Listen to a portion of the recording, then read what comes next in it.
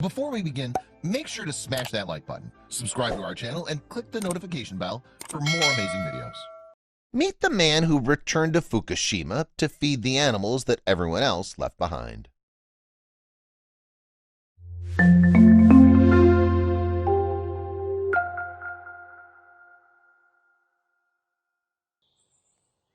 The Fukushima disaster was a nuclear disaster at Fukushima Nuclear Power Plant in Japan that began on March 11, 2011.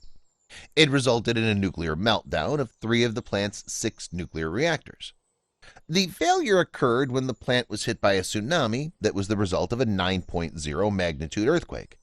The following day, March 12th, substantial amounts of radioactive materials began to be released. This made it the largest nuclear incident since the Chernobyl disaster that occurred in April of 1986.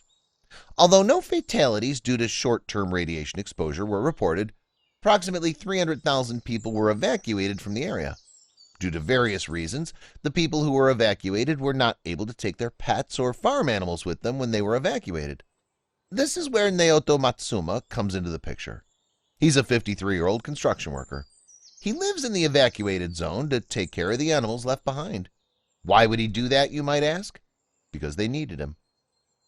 Every day he's there, he's risking his own health and safety to care for the many animals that were abandoned when they were evacuated. Here he is feeding and caring for other people's farm and domestic animals. He's come to be known as the guardian of Fukushima's animals. It's pretty obvious that he's a great lover of animals. He knows that every day he's there, his body is getting subjected to major radiation. He says that he refuses to worry about it. He does take steps, however, by eating only food imported into the zone. He left when everyone was first evacuated, but returned after to take care of the animals. He's currently the only human brave enough to live in the evacuation zone. Some people call him Radioactive Man, like a superhero of sorts. He doesn't think of himself as a hero. He originally went back to care for his animals. He said they really had nowhere else to go. Then he noticed all the other animals that were in need of help. He said, "They also told me that I wouldn't get sick for 30 or 40 years. I'll most likely be dead by then anyway, so I couldn't care less." A lot of animals were chained up by their owners, so he set them free. The government has forbidden him from staying, yet he remains. Naoto has now been in the evacuation zone for several years, and he has no plans to leave. You're wondering where he gets the money to pay for all the food for the animals.